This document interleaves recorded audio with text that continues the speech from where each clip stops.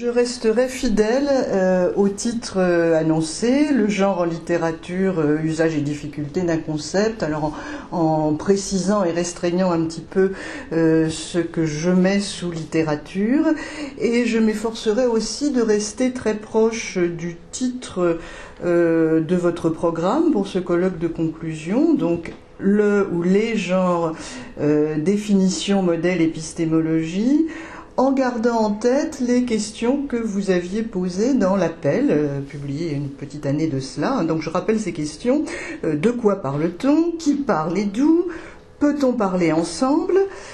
Assorti d'un dernier point qui là n'était pas une question, ne pas penser le genre seul. Alors c'est le genre qui ne doit pas être seul dans cette considération, mais ça peut valoir aussi différemment, ne pas seul ou seul penser le genre.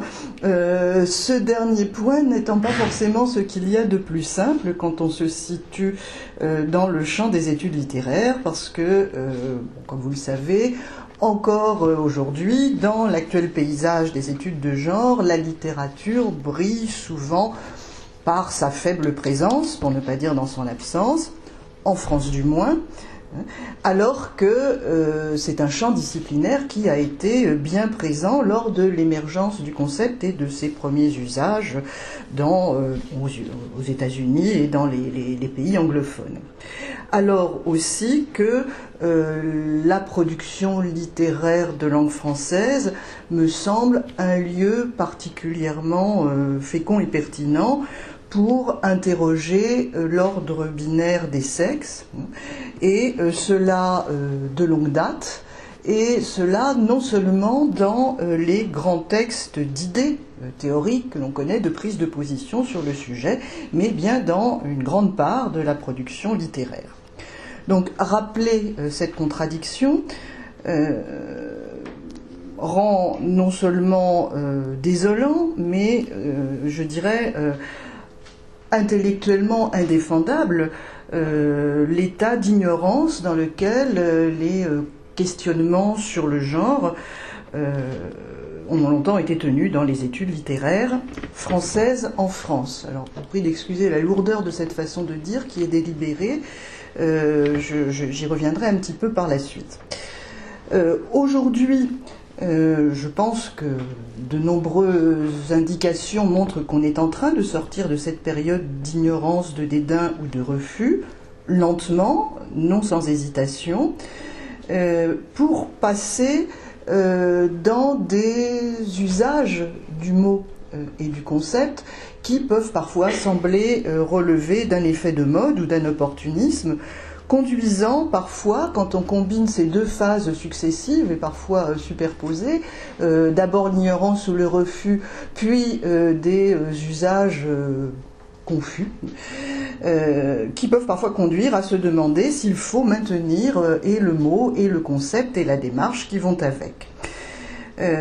Donc c'est la question que frontalement je me suis donné pour propos d'interroger ici avec vous. En somme, laisser tomber le genre parce que ce n'est pas l'outil qui permet d'atteindre les questions que nous voulons mettre en avant dans les études littéraires, ou le conserver et à quelles conditions. Alors avant de donner quelques éléments de réponse provisoires et fragmentaires, je vais commencer par revenir sur ce qui fait tellement problème à admettre une telle notion dans le champ des études littéraires en France, et ce sera l'occasion de revenir sur des éléments de définition. Et puis ensuite, j'essaierai d'évoquer quelques-uns des grands apports de la notion et de tout le champ, y compris transdisciplinaire, qu'elle a permis de fonder pour la littérature et les études littéraires. Alors, pourquoi est-il si difficile de parler de genre en littérature en France? Alors, la question est mal posée et peut prêter à faire sourire, parce que, évidemment, de genre littéraire, nous parlons en permanence. Et donc on est ici déjà un petit peu au cœur de la question. Et je voudrais donc j'ai abordé 3 éléments de réflexion sur les définitions dans ce premier temps. D'abord, la question du singulier ou du pluriel, hein, le genre ou les genres, complètement liée, en tout cas pour le champ disciplinaire que j'explore, à la question de la polysémie du mot, hein, de quel genre parle-t-on. Puis après, je m'attacherai un petit peu à la question de la littérature. Hein, qu'entend-on en fait quand on parle de littérature ? Alors, bien sûr, on parle constamment de genre littéraire ou artistique dans les études d'art et les études culturelles, ou de genres grammaticaux dans le champ des études littéraires. Et cette confusion possible, toujours menaçante à l'horizon, rend d'autant plus aiguë l'autre question par laquelle je vais commencer, celle de l'emploi au singulier ou au pluriel. Alors, c'est évidemment une question qui se pose de façon insistante en français et pour la France, et c'est une question qui dépasse de loin le champ de la littérature.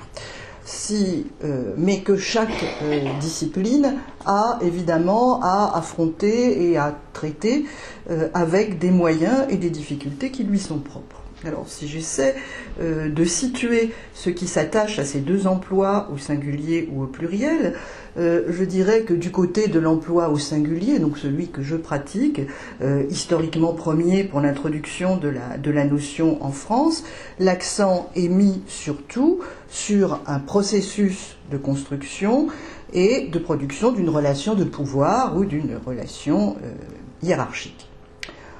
L'emploi au pluriel, qui s'impose plus tardivement, ouvrant plus largement sur toutes les questions posées par les sexualités, les identités, et une réflexion sur la performativité du genre et les performances, les 2 notions étant idéalement à distinguer.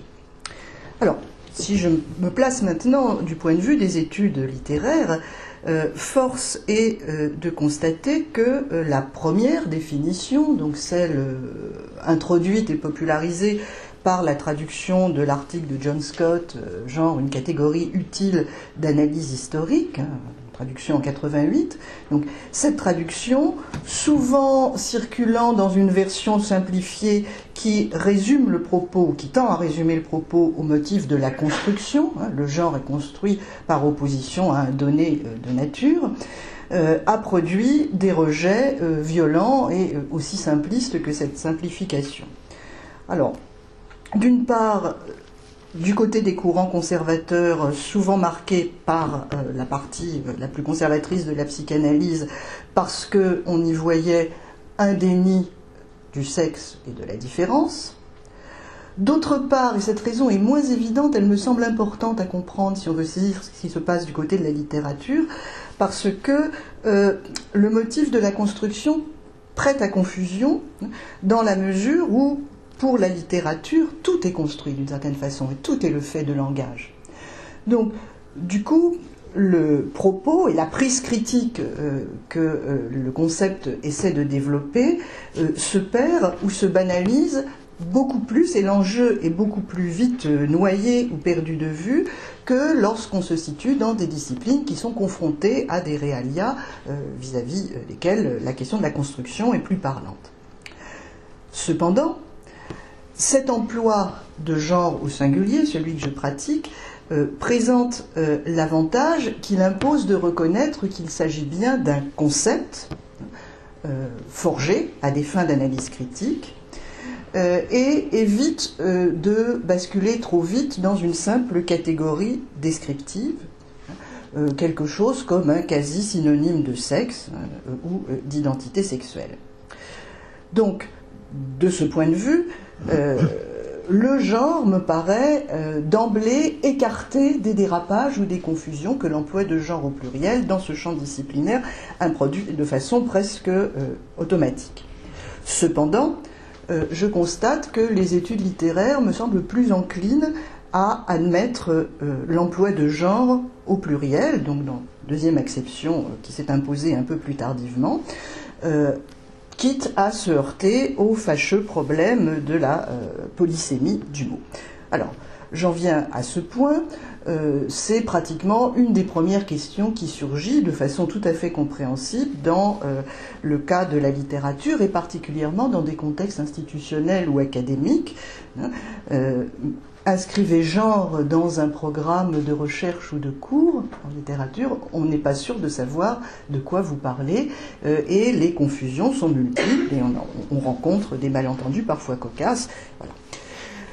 De cette polysémie, les adversaires des études de genre ont longtemps tiré argument, argument longtemps considéré comme irréfutable, là où il y avait en effet un problème, mais où sa mise en avant me semble avoir surtout servi à masquer un refus plus large, plus profond, de nature idéologique, et ce constat désolé d'un problème lexical permettant en somme de faire l'économie d'une véritable analyse et d'argumenter plus avant. Alors, le problème est au moins double, puisqu'il y a des genres littéraires et des genres grammaticaux. Je dirais que, contrairement à ce qui a souvent été dit, les genres littéraires ne me semblent pas forcément poser le problème le plus insurmontable, puisque, j'y reviendrai, Maxime l'a évoqué dans les quelques mots de présentation, on peut très bien, au contraire, tirer de cette polysémie le ressort d'une réflexion et d'une analyse critique, et non pas y voir une impossibilité. En revanche, du côté de la grammaire, il me semble que l'on rencontre un réel problème du fait que la langue, et là je vais aller assez vite, la langue française est une langue à genre, à deux genres, masculin et féminin, comme vous savez, impliquant donc un fort système de bicatégorisation hiérarchisée, enfin asymétrique, extrêmement contraignant, dont l'existence me paraît en soi propre à faire hésiter devant l'emploi de genre au pluriel, afin d'éviter le glissement si facile, dans tous les emplois et tous les champs littéraires, de genre gender à genre grammatical. La confusion ouvrant la possibilité d'affirmer qu'il y a deux genres, comme Antoinette Fouque écrivait qu'il y a deux sexes, puisque dans la langue, il y a en effet, dans la grammaire, il y a en effet deux genres. Si on veut s'attarder plus longtemps sur la polysémie, ce que je ne ferai pas parce que ça me fait sortir du champ de ma discipline, il y a aussi, bien sûr, le sens de genre, je suppose que vous avez déjà eu l'occasion d'en parler, comme catégorie classificatoire de l'histoire naturelle, qui ouvre aussi le risque de renaturaliser là où, précisément, l'objectif théorique était l'inverse.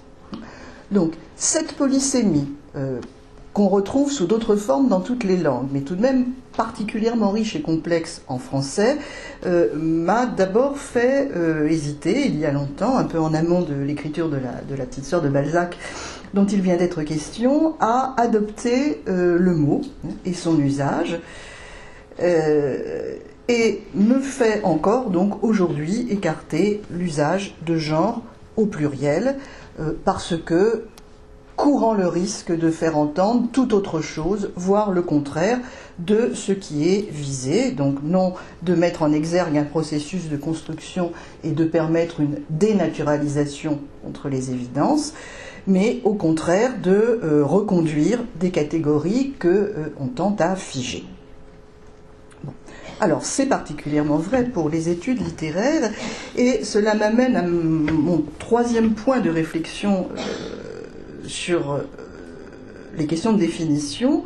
De quoi parle-t-on au juste quand on parle de littérature? Alors, je n'ai pas voulu modifier le titre, mais je me suis dit qu'il était bien imprudent parce qu'il est évidemment beaucoup trop général.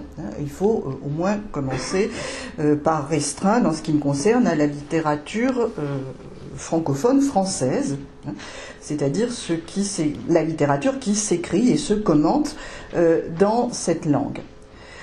Cette prise en considération de la langue devrait donc imposer de ne pas couper toute réflexion littéraire sur le genre d'une réflexion linguistique se nourrissant donc de ce qu'on appelait encore la linguistique lorsque j'ai commencé à travailler sur ces objets, que l'on appelle aujourd'hui plutôt sciences du langage.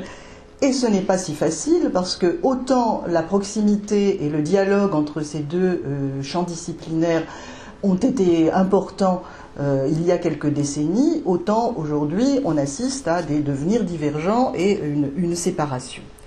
Cependant, on ne devrait pas oublier cette question en raison des spécificités grammaticales du français que j'ai rappelées, et on devrait toujours se rappeler que lorsque nous parlons de la littérature, ce que nous faisons quotidiennement, nous parlons de la littérature que nous lisons, pratiquons, consommons, et que, bien entendu, le constat, les difficultés seraient tout autres si l'on parlait d'une littérature produite dans une autre tradition nationale et une autre langue, mais aussi si on parlait d'une littérature en langue française dans d'autres lieux de la francophonie, où le champ des études genre est tout différent, ou encore si on considérait la littérature française enseignée dans d'autres pays non francophones. Et de ce point de vue, il suffit de voir les programmes proposés dans des campus états-uniens ou canadiens pour se convaincre du poids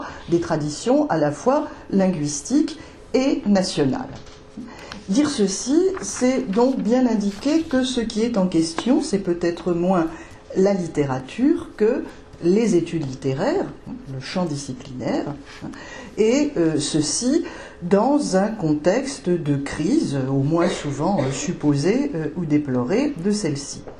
Alors, ce constat est devenu un lieu commun. Je voudrais faire quand même un petit temps d'arrêt qui me semble nécessaire, alors sans avoir la prétention de traiter le sujet, parce qu'il me semble qu'il importe d'avoir cette crise à l'esprit pour comprendre les résistances opposées par les études littéraires au point de vue du genre et des études sur le genre.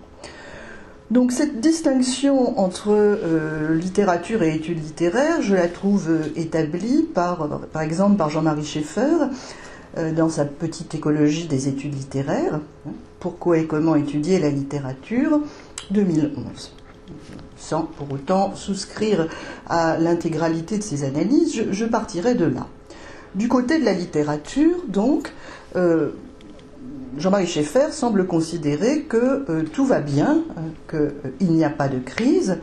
Sans pousser peut-être aussi loin l'optimisme ou l'euphorie, je dirais que, en tout cas pour la question qui nous occupe, dans la littérature entendue au sens large, c'est-à-dire ce qui s'écrit, se lit, se diffuse dans des genres et des supports et des lieux identifiés, acceptés comme relevant de la littérature, un peu tautologique, donc dans ces lieux, il y a une présence du genre et de questionnement en termes de genre, aujourd'hui parfois sous ce terme, et de très longue date, si on ne se fie pas aux mots, mais aux questions qu'il nous permet de poser.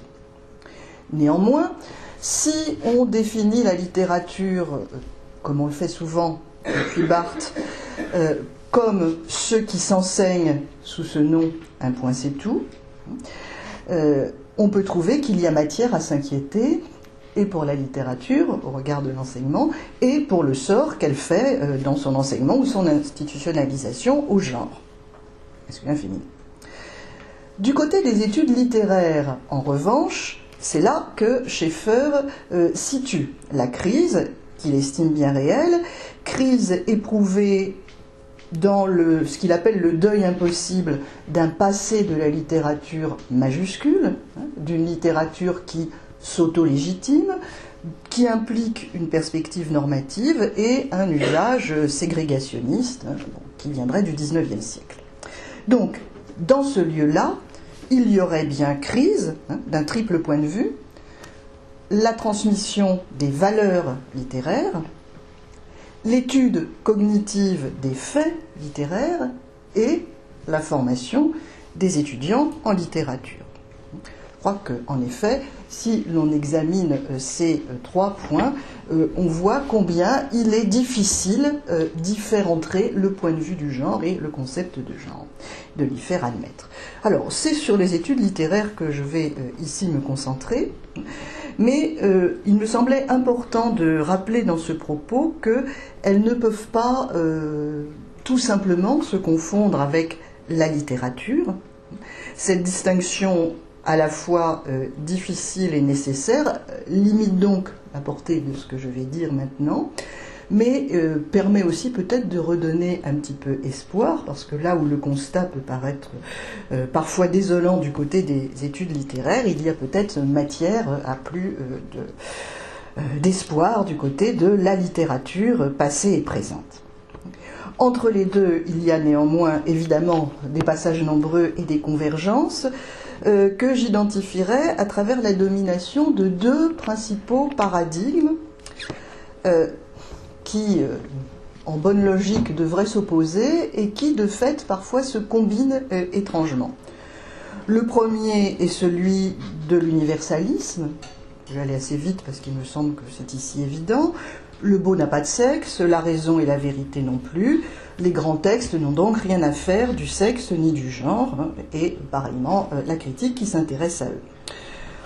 Cet idéal, longtemps dominant et aujourd'hui tout de même interrogé de toutes parts, est toutefois malaisé à renvoyer d'un revers de main, tant cet universalisme, sous des visages multiples et renouvelés, a pu nourrir et porter des productions fortes et nouvelles, y compris du côté de marginalisés ou de dominés, y compris du côté des femmes.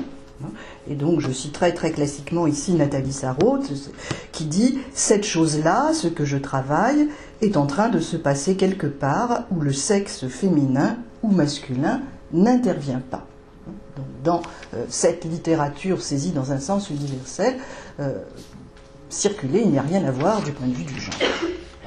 Et bien sûr, de telles prises de position et les productions qu'elles portent peuvent entraîner le refus critique ou institutionnel au nom de cet universalisme et au nom de la beauté ou de la grandeur des réalisations produites, de toute interrogation sur la position ou la situation des écrivains ou écrivaines et de toute pertinence du genre. L'autre grand paradigme qui coexiste, il est vraiment très difficile de proposer une périodisation qui les verrait alterner ou se succéder, est au contraire celui de l'exaltation du féminin, qui relève donc plutôt d'un modèle dualiste ou différentialiste, avec ceci de particulier que pour la littérature française, ce modèle se décline et s'argumente souvent accompagné d'un discours sur la singularité de la culture française qui aurait de longue date su faire place aux femmes et au féminin, voir par exemple le discours de Francis Ponge dans Pour un Malherbe, voir l'exaltation de la place des femmes à travers la conversation, la pratique des salons, voire une certaine société de cour. Voilà. Et donc cette place qui leur est faite dispenserait les femmes de revendications, mais aussi de soumission à un modèle masculin et donc les dispenserait de renier leur féminité. Donc je vais à grands traits. Ce modèle ancien reparaît dans des contextes et des périodes différents, avec des accents différemment placés, et une des grandes singularités de la tradition française est qu'on le voit ressurgir dans un contexte d'essor des féminismes à la fin du XXe siècle, sous le label de l'écriture féminine. Là, je fais un petit temps d'arrêt, retour en arrière historique, parce que ce moment a nourri ma propre démarche théorique et intellectuelle et l'éclaire, mais je crois parce que ce moment permet de comprendre ce qui va se jouer encore longtemps ensuite, peut-être jusqu'à aujourd'hui, dans le champ de la littérature et des études littéraires. Donc, de 1975 à 1985, un peu au-delà, jusqu'au début des années 90, a été exaltée une écriture féminine qui, au départ, n'était certes pas, sous la plume des théoriciennes qui la revendiquaient, l'écriture produite par toutes les femmes, donc déterminée ni par le sexe social ni par le sexe biologique, qui relevait plutôt d'une démarche manifestaire et d'une stratégie, alors que l'on peut considérer comme à la fois politique, littéraire et éditoriale, stratégie extrêmement frappante et qui a parfaitement atteint ses objectifs et brillamment réussi. L'écriture féminine devenant donc d'une certaine façon victime de son succès, puisque comprise de façon plus large comme l'écriture des femmes ou la production des femmes, dans une sorte de récupération rénovée d'un vieil éloge de la différence, qui, tout en inversant la polarité des valeurs, ce féminin était désormais exalté et non minoré, laissait à peu près en place la minorité de l'ordre et des partages. Ce modèle est à la fois fortement identifié, surtout vu de l'étranger, à ce qu'on appelle alors un féminisme français, un French feminism, voire un féminisme à la française, formule qui viendra un petit peu plus tard, et perçu dans le champ intellectuel et littéraire comme lié à des positions et des discours d'avant-garde, en particulier à travers l'emploi du mot écriture, qui vient de Barthes, de Tocqueville, etc. Ce signe de l'avant-garde masquant les continuités avec des discours antérieurs sur les littératures féminines ou les genres littéraires féminins. Donc, d'une certaine façon, littérature, écriture s'opposent et cette opposition fait oublier la continuité du féminin comme catégorie. La très grande popularité et fécondité de cette démarche rend particulièrement difficile de s'y opposer, et les oppositions internes au champ proprement littéraire extrêmement peu audibles et intelligibles. En revanche, les oppositions s'entendent parfaitement ailleurs, en particulier dans les débats féministes entre différentialistes et universalistes.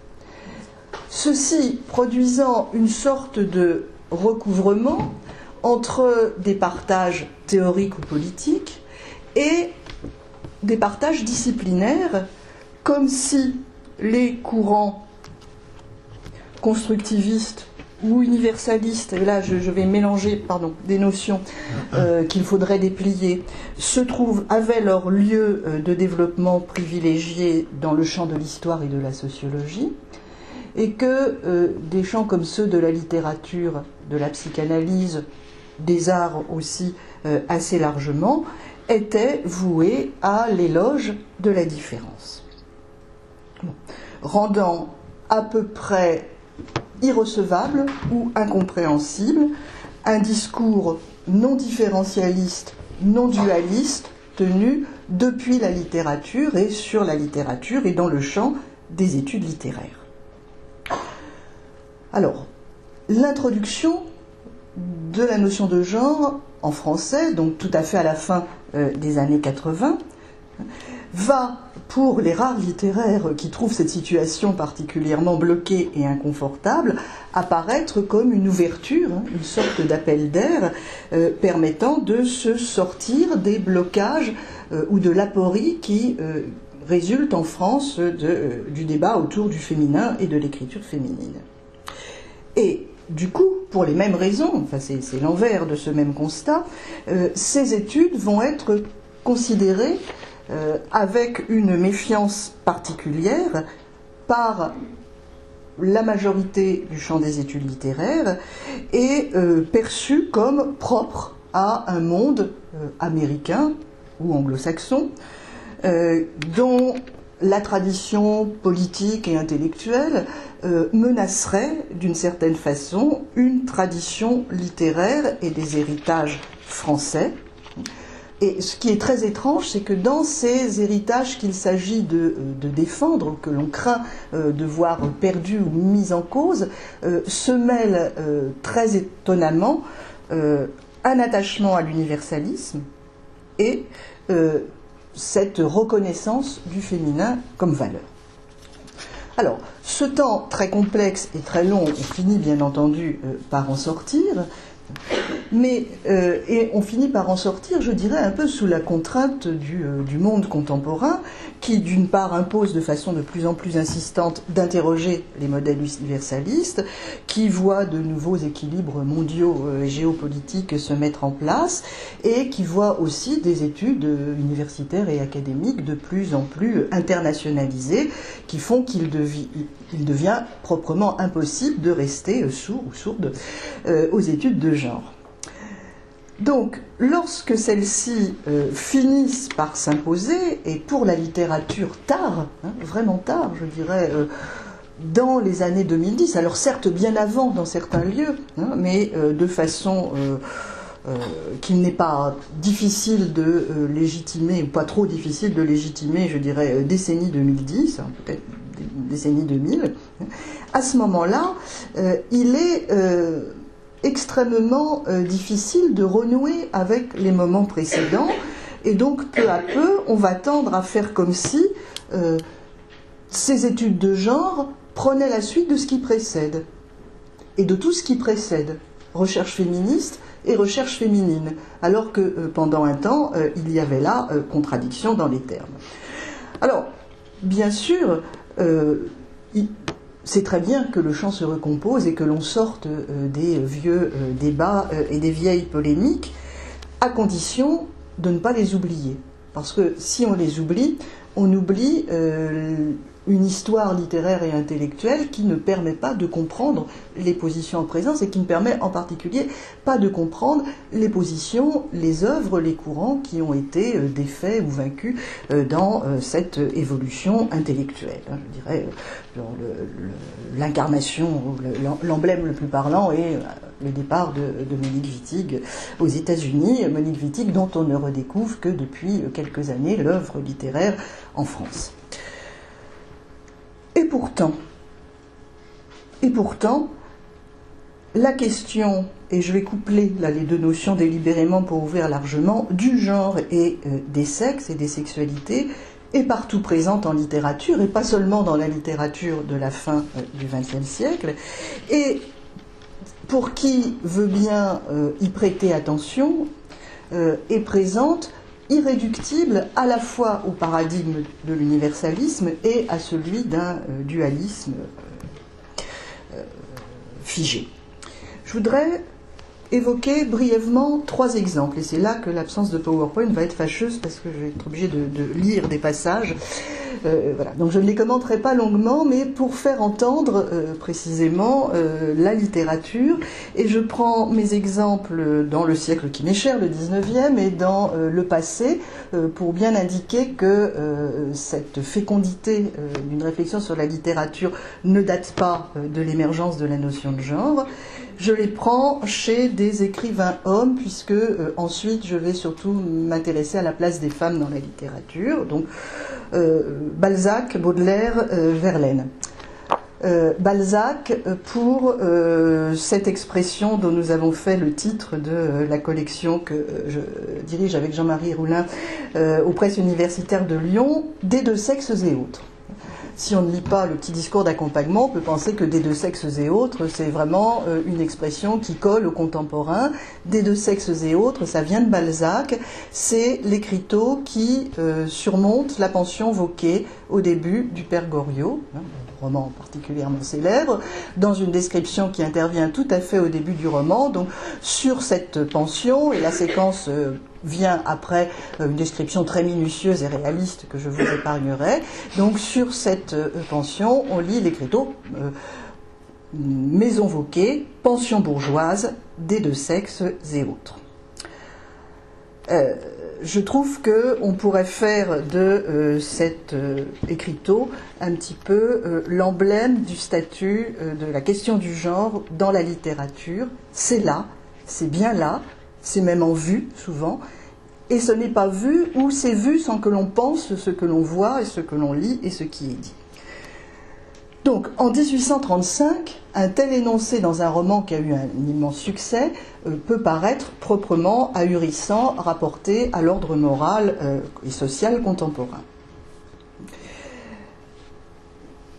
Tout le monde a lu cet énoncé, les éditions critiques contemporaines le commentent et l'explique. Par exemple, je m'arrêterai simplement sur l'édition de la Pléiade, une note inspirée d'un article savant des années 70 trouve une source dans la petite presse du temps pour évoquer une pension bourgeoise des deux sexes et autres, et propose même une identification géographique du lieu où se tenait cette pension, boulevard de l'Hôpital.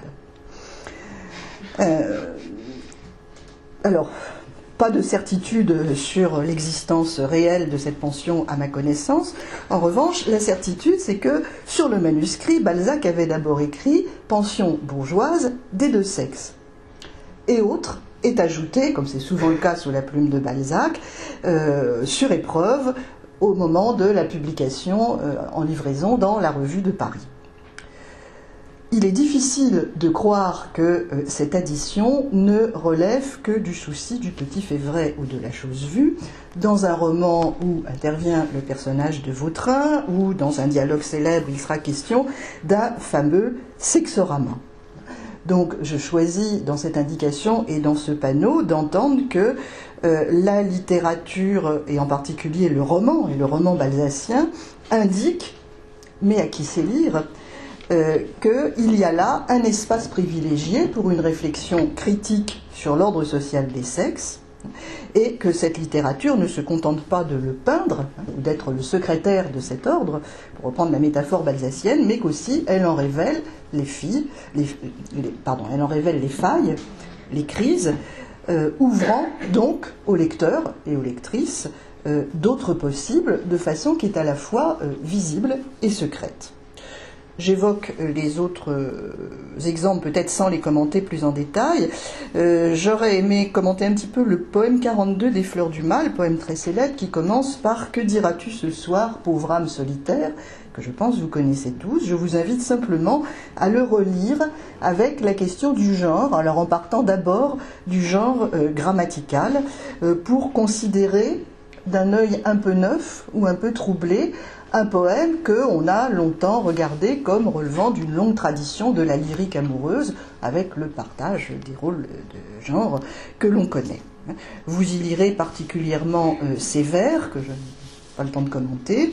Donc, son fantôme, il s'agit du fantôme de la femme aimée, donc son fantôme dans l'air danse comme un flambeau.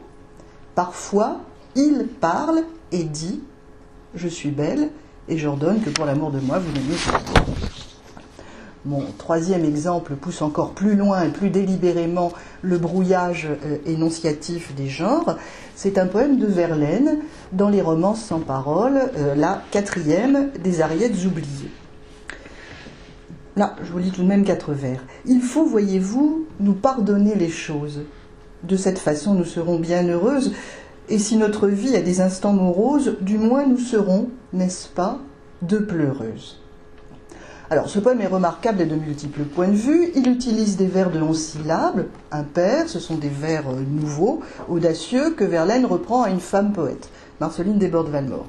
Il est écrit en rythme toute féminine, ce qui est un crime au regard de la métrique classique qui commence à être mise à mal à cette époque.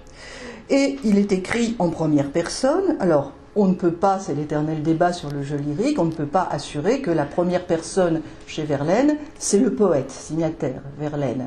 Mais on ne peut pas non plus assurer que ce n'est pas lui.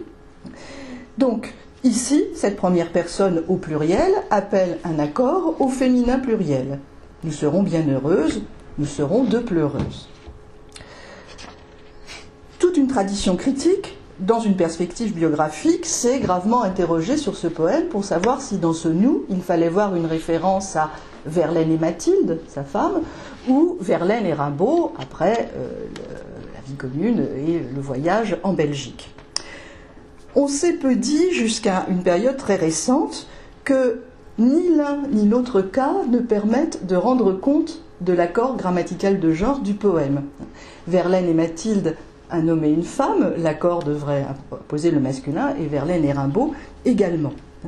Donc ici, par le système du vers, par l'usage du lexique, par la grammaire, par une expérience qui est à la fois convoquée et dissimulée, le poème brouille absolument les catégories de genre et invite, alors là je cite un vers plus loin, à cheminer loin des femmes et des hommes. Et le brouillage est tel que si on lit le deuxième quatrain dans l'ordre linéaire, on y entendra une invitation régressive à se situer dans une sorte d'enfance, d'état puéril, loin des femmes et des hommes. Mais si on le lit verticalement, ce que la poésie et la rime tout de même invitent à faire, on sera évidemment sensible à ce « nous sommes des hommes » dans un poème par ailleurs tout en rime féminine et accordé au féminin pluriel. Et on en conviendra que qui veut bien admettre la question du genre pour lire la littérature, y trouve une certaine fécondité. Donc je dirais la première légitimité du genre pour les études littéraires, c'est cela. Permettre de lire autrement et du coup de lire ou d'entendre autre chose. Alors, j'ai été très bavarde. J'ai parlé 40 minutes, je vous résume ce que je ne vous raconterai pas. Donc j'aurais voulu ensuite montrer les principaux champs où se déploie cette fécondité en 4 points. Le premier, la langue. Forcément, quand on écrit en français, donc une langue à genre, il faut traiter ce problème d'une façon ou d'une autre, mais il faut le traiter. Voilà. Et je pense qu'on ne peut pas faire l'économie d'une réflexion sur ce traitement. Ensuite, l'histoire. L'histoire littéraire que nous connaissons est écrite du point de vue du genre. Ça ne veut pas dire seulement qu'elle a été marquée au moment de la production des œuvres littéraires par des rapports de genre, mais qu'elle est écrite du point de vue du genre, cette écriture ayant pour effet d'écarter ou de minorer en particulier des femmes écrivains et aussi des points de vue déviants ou irrecevables. Or, ceci qui est très simple et évident, on a mis beaucoup de temps à se le dire aussi nettement et à l'admettre, et surtout on est loin d'en avoir encore tiré toutes les conséquences, c'est-à-dire que même si maintenant des études très spécialisées ont très bien établi cela, l'histoire littéraire telle qu'elle s'enseigne de l'école à l'université reste une histoire profondément genrée qui ne trouvera sa justesse qu'à être relue et réécrite précisément du point de vue du genre.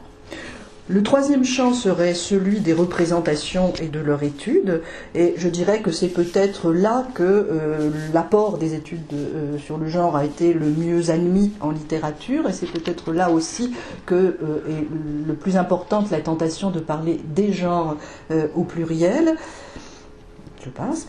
Et le dernier champ serait celui du genre des genres, donc d'une interrogation sur ce qui, dans le discours des genres littéraires ou artistiques, mobilise une représentation ou un impensé du genre et une distribution du masculin et du féminin.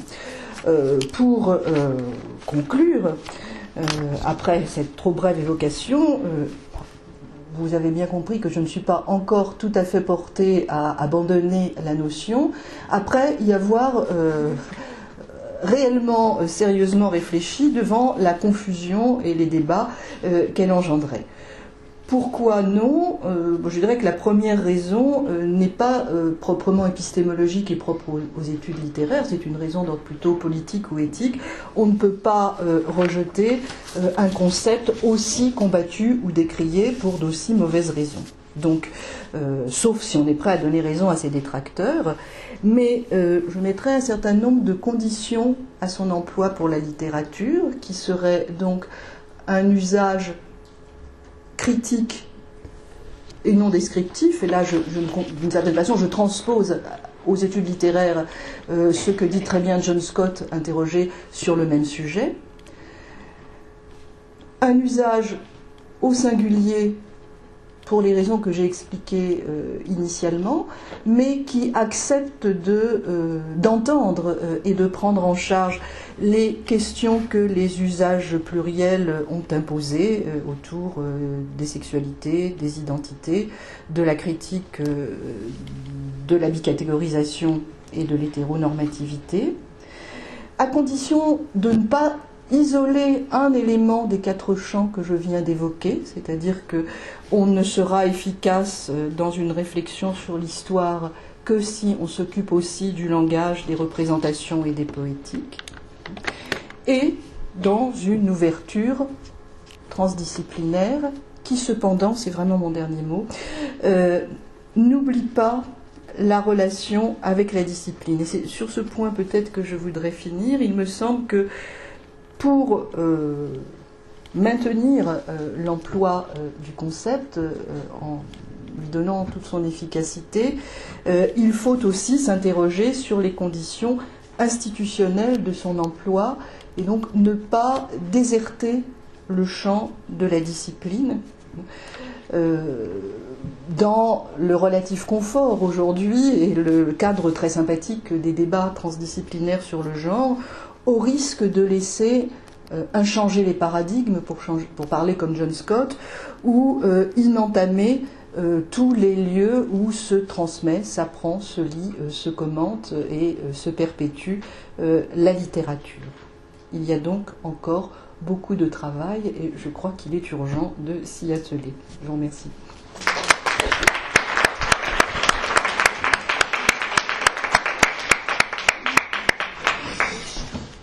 Merci beaucoup Christine. Merci d'avoir terminé sur une note positive avec un programme de travail qui donne envie de s'y mettre. Puisque oui, j'avais un peu le sentiment que dans le combat disciplinaire pour savoir qui était la discipline la plus en retard sur l'intégration du genre. Hier, on a parlé d'histoire, on a parlé de philosophie. J'ai l'impression que les études littéraires peuvent rentrer dans le combat. Donc, merci d'avoir terminé sur une note positive. Je donne tout de suite la parole à la salle, bien sûr, si vous avez des questions, des interventions. Et Vanina a le micro.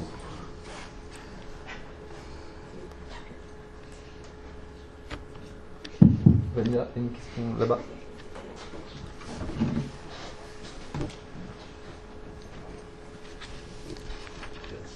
Bon, c'est juste ponctuel, c'est parce que vous venez de faire allusion au retard de la philosophie. Je donne juste un exemple sur lequel je travaille en ce moment. Oui, sur la philosophe cynique Hipparchia, c'est la seule philosophe citée par l'historien romain Diogène Laërce, qui cite des centaines de philosophes hommes. Et alors, plus près de nous, si on prend le dictionnaire des philosophes publié au PUF en plusieurs éditions, dans la première édition, il y avait 2 philosophes cyniques, Diogène et Hipparchia. Et dans la deuxième édition encore, puis dans la troisième, ça passe à un tome au lieu de 2. Qui est-ce qu'on supprime? C'est évidemment Hipparchia. Bon, c'était juste anecdotique, hein, pour montrer le retard, mais il y aurait beaucoup de choses à dire. Il y a tout un bouquin là-dessus, hein, sur le drame de Platon à Derrida. Oui, bon, sur ce point, je vous rassure, pour les histoires littéraires, c'est tout à fait pareil, c'est-à-dire que on évalue à une fourchette entre 5 et 10% la présence des femmes écrivains mentionnées dans les histoires, les manuels. Je ne vais pas rentrer dans le détail des chiffres. Et ce qui est remarquable, c'est que c'est stable. C'est-à-dire, c'est stable pour les périodes dont on traite. On peut se dire que dans des périodes reculées où il est difficile pour les femmes de publier, il est bien normal qu'il n'y ait pas tant de femmes que cela qui aient franchi les barrières de l'oubli, encore que ce soit contestable. Mais quand on arrive au XXe siècle, où il y a manifestement des femmes qui ont écrit et publié, qui ont été reconnues, et tout le monde le sait, le pourcentage demeure de même nature.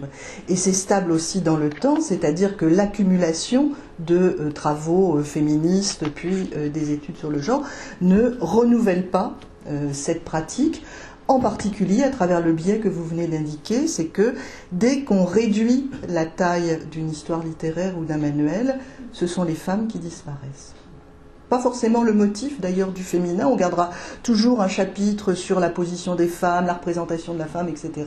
Mais la place des femmes comme productrices de discours se voit réduite d'autant. C'est la raison pour laquelle j'ai dit trop vite, hein, j'ai été trop lente sur la première partie de l'exposé, du coup je suis allée trop vite sur la fin. Il me semble indispensable de ne pas travailler isolément sur un des points. Parce que là, maintenant, ce travail quantitatif a été fait, bien fait, refait. Il faut bien sûr continuer à le faire, ne serait-ce que comme révélateur. Mais une fois qu'on a repéré cela et qu'on s'est bien désolé ou indigné, que fait-on ? Et là, on est vraiment obligé de passer à une analyse fondamentale de ce qui fait blocage. D'une part, on est obligé de travailler sur les périodes décrites dans les histoires littéraires pour montrer que la place des femmes n'est pas une absence et n'est pas ce que l'on dit. Et d'autre part, on est surtout obligé de travailler sur l'idée qu'on se fait de la littérature et de sa fonction pour comprendre pourquoi on ne veut pas modifier ce partage si caricatural et cette catégorisation.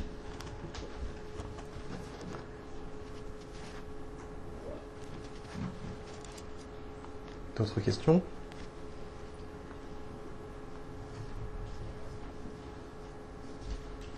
Moi, je peux en poser une alors. C'est sûr, oui, c'est sur les différentes raisons que tu as données de l'arriération de la discipline littéraire sur cette question du genre. Il y avait notamment, alors j'essaie de retrouver ma note, l'argument, les deux paradigmes qui s'opposent au genre, et tu parles du paradigme universaliste, cette idée que le beau n'a pas de sexe. Et je me posais la question de la discipline littéraire qui trouve sa légitimité justement dans la défense de ce beau universel. Enfin, c'est un peu le sentiment que j'ai d'ancienne étude, enfin de toujours étudiant en études littéraires, d'avoir toujours à vivre dans cette croyance qu'il faut toujours systématiquement défendre une idée la plus haute, la plus élevée de la littérature, de se dire qu'on est au service d'une sorte de cause de l'ordre de la croyance. Et est-ce que le genre n'est pas parfois vécu comme une blessure narcissique qu'on donne aux études littéraires ? On dit aux littéraires, mais en fait, vous pensiez que vous n'aviez pas de sexe, mais si, pauvre de vous, vous en avez. Et est-ce que c'est pas une des raisons qui explique ça ? Et ma deuxième partie de ma question, ce serait de dire pourquoi est-ce qu'on n'arrive pas à faire comprendre aux littéraires que justement le genre est un concept et que ça pourrait aider une discipline qui a besoin de concepts, qui a besoin de se nourrir d'outils théoriques, de même que les autres disciplines l'ont fait, de même que l'histoire, la construction du champ historique s'est construit le champ historique s'est construit en pillant les outils de l'anthropologie, voilà. Pourquoi on n'arrive pas à faire utiliser cet argument-là ?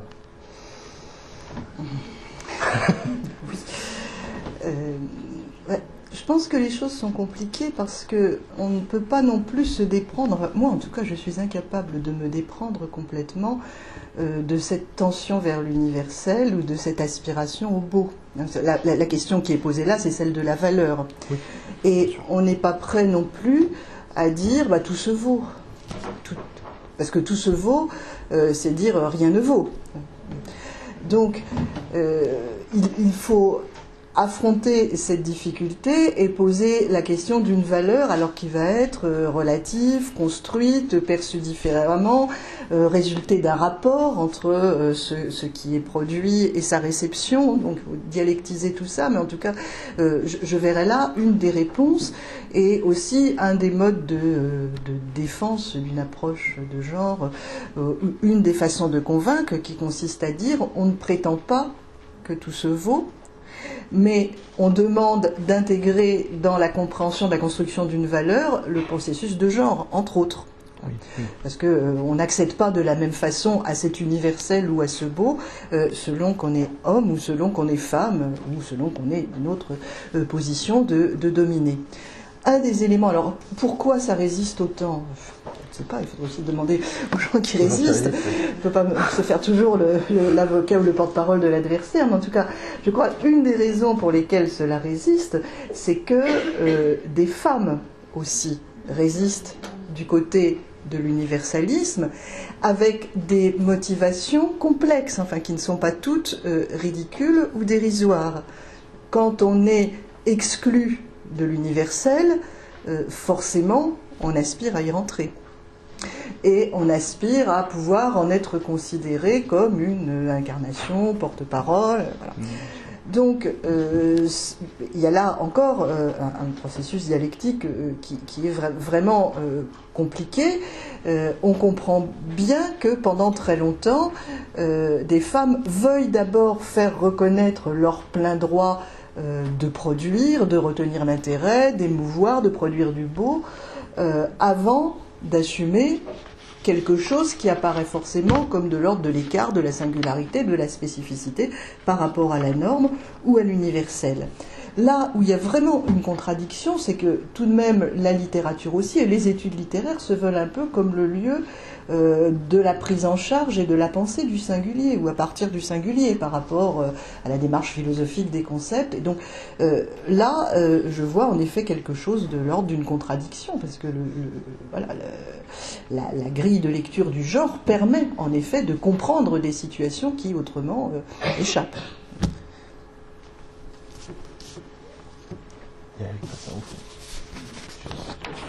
n'y a pas une comparaison à faire avec la question du texte sacré, c'est-à-dire qu'en matière d'exégèse biblique, par exemple, il peut y avoir des résistances comparables.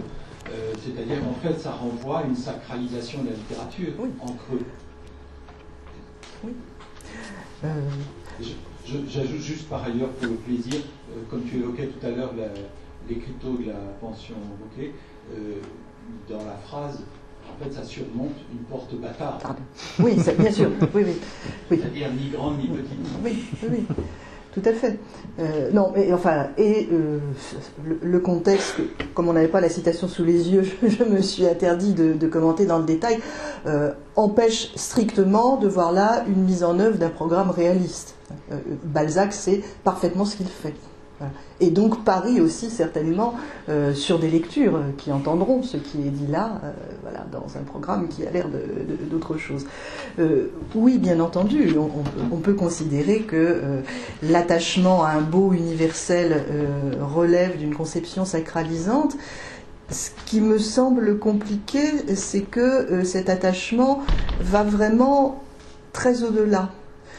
Et se trouve y compris dans des courants critiques qui ont pu mettre en cause les mythes de la sacralité ou du beau, du vrai, du bien éternel, comme s'il y avait là une sorte de dernier refuge ou point aveugle qu'il est particulièrement inconfortable ou douloureux d'interroger. Parce que si on prend vraiment le champ des courants critiques, ce serait une autre façon de procéder pour regarder comment ils accueillent ou non le point de vue du genre. La difficulté se trouve à peu près partout, y compris du côté de la sociocritique.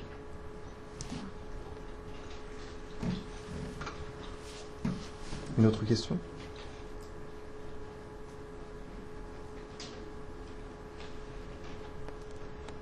Moi j'en ai une dernière sinon. Elle est assez courte et pas très compliquée. Ce serait... Quels seraient les outils conceptuels, méthodiques, méthodologiques que les études littéraires pourraient apporter aux études genre ? Poser la question de temps en temps aussi de l'intérêt des études littéraires. Oui. Écoute, je t'inviterai à répondre sur la question du point de vue dont il a été question hier. Malheureusement, je n'ai pas entendu l'exposer.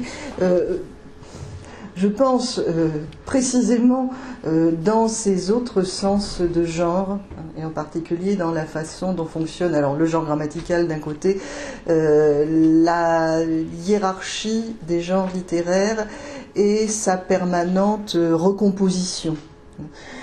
Puisque finalement, ce qu'il importe, les genres littéraires, on a quand même cru à la fin du XIXe siècle et porté par les différentes modernités qu'on allait vite s'en défaire, les jeter au panier et qu'on y échapperait. Et en fait, on n'y échappe pas du tout d'un point de vue pragmatique parce que les genres commandent la circulation de la littérature, la façon dont les livres sont rangés sur les rayons des bibliothèques ou des librairies, ou sont étudiés, ou sont mis au programme d'un côté. Et puis d'autre part, l'intérêt pour les genres littéraires est rené à la fin deuxième moitié du XXe siècle, d'un tout autre point de vue, débarrassé des présupposés essentialisants qu'il y avait d'abord dans cette notion de genre, et reprenant la question à nouveau frais d'un point de vue plus anthropologique. Et donc là, dans cette réflexion sur les genres considérés comme méthodiquement, en particulier sur la façon dont les genres font système et leurs frontières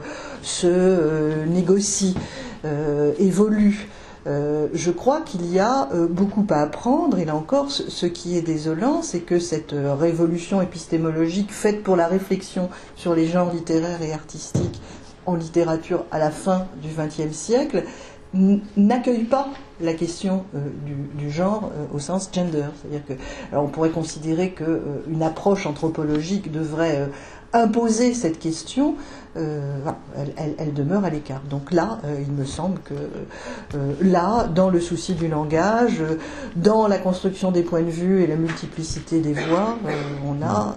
et puis, plus généralement, peut-être qu'on ne peut pas répondre seulement à travers des concepts ou des grilles d'analyse, et c'est ce qui fait l'embarras et la difficulté de la chose, mais parce qu'on a dans l'espace de la littérature des lieux où peuvent être donnés à entendre des expériences, des ressentis, des points de vue non légitimes, voire abjects ou impensables, qui ne pourraient peut-être pas au même moment s'énoncer ailleurs directement, et qui peuvent là trouver place et voix, quitte à n'être pas entendu ou à être entendu à contresens ou imparfaitement, dans une sorte de position d'attente pour les écoutes ou les lectures qui vont les réactiver, et du coup donner accès à des pans jusque-là perdus ou occultés d'expériences dominées ou impensables.